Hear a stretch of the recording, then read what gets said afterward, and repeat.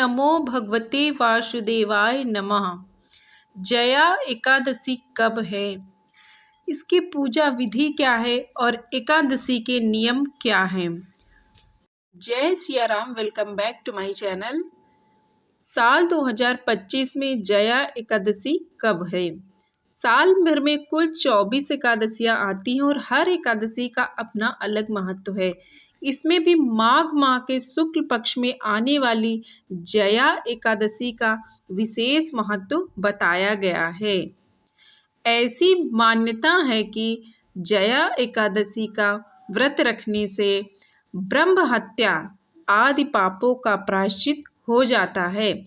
यानी जो बड़े बड़े अगर आपने पाप किए हो उनका भी प्रायश्चित हो जाता है। जया एकादशी का व्रत करने से मोक्ष की प्राप्ति होती है। इसके अलावा प्रभाव से भूत पिशाच आदि योनियों से मुक्ति मिल जाती है। तो आइए आपको इस व्रत के बारे में जानते हैं कि साल 2025 में जया एकादशी कब है, व्रत किस तारीख को रखा जाएगा, पारण किस समय किया जाएगा, सारी बातें जानते हैं। तो एकादशी तिथि आरंभ होगी 7 फरवरी को 9:26 पर रात में, जबकि एकादशी तिथि का समापन होगा 8 फरवरी को रात के 8:14 पर। इसीलिए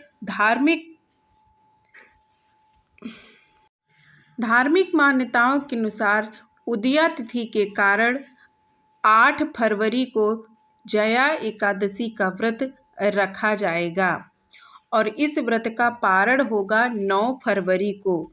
तो 9 फरवरी की सुबह में इस व्रत का पारण का समय होगा सुबह 7:25 से लेकर 9:55 पर।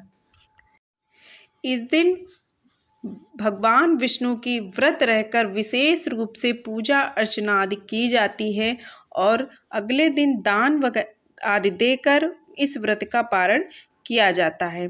तो कुछ एकादशी व्रत के कुछ नियम होते हैं जिनका पालन करना अवश्य होता है, क्योंकि एकादशी व्रत 10वीं तिथि से प्रारंभ हो द्वादशी तक चलता है।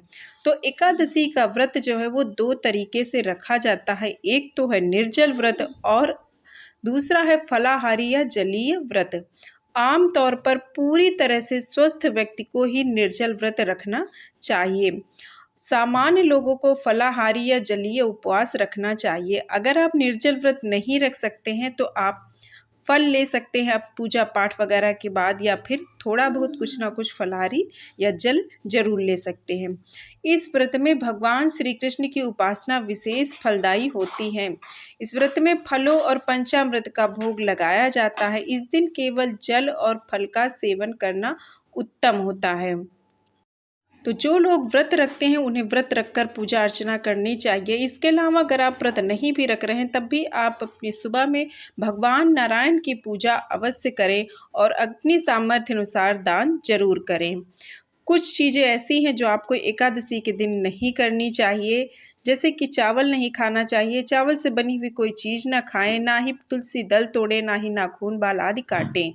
इस दिन आप क्या क्या करें, इस दिन आप किसी ज़रूरतमंद की सहायता जरूर करें या उनकी मदद करने का संकल्प लें। इस दिन भगवान नारायण के साथ साथ आपको पीपल के, तुलसी की और केले के पेड़ की पूजा करनी चाहिए, यानी धूप दीप आदि उनको जरूर दिखाना चाहिए। शाम के समय में आप दीपक केले के पेड़ के पास, तुलसी जी के पास जरूर करें, क्योंकि नारायण की पूजा में तुलसी जी की पूजा का विशेष महत्व होता है।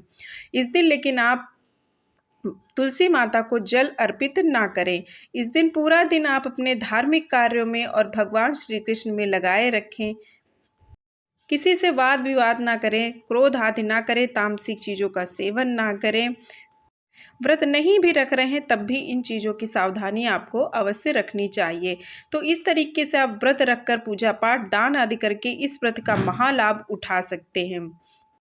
एकादशी व्रत में दान की भी बहुत ही ज़्यादा महत्वता होती है, लेकिन दान देते समय आपको कुछ सावधानियां अवश्य रखनी चाहिए। जैसे कि दान आपको हमेशा सुपात्र को ही देना चाहिए, यानी जिस की ज़रूरत हो उसी को आपको दान देना चाहिए, यानी जो आपकी दान की हुई चीज़ों का इस्तेमाल करे। तो इसीलिए दान हमेशा आप सुपात्र को ही दें, और दान में जो भी चीज़ें दें वो हमेशा सही होनी चाहिए, यानी वो इस्तेमाल में लेने वाली अवश्य हो। इसके अलावा आपको कुछ चीज़ें हैं जो आप अपनी कुंडली के अनुसार, जो ग्रह महत्वपूर्ण होते हैं, कुछ चीज़ों का जैसे दान करना अशुभ माना जाता है, तो उन चीज़ों का आप दान ना करें। और दान देते समय हमेशा ये भावना रखें कि आपको वो चीज़ ईश्वर ने दी है और आप ईश्वर को ही भेंट कर रहे हैं, या फिर जो कुछ आप कर पा रहे हैं वो ईश्वर की ही कृपा से कर पा रहे हैं। तो इस तरीके से आप दान अवश्य करें, उसके बाद ही आप अपने व्रत का पारण करें। तो उम्मीद है जया एकादशी से जुड़ी हुई जानकारी आपको पसंद आई होगी। पसंद आई होगी तो लाइक सब्सक्राइब कीजिएगा। मिलते हैं नेक्स्ट वीडियो में, तब तक जय के लिए श्री राम। जय श्री राम।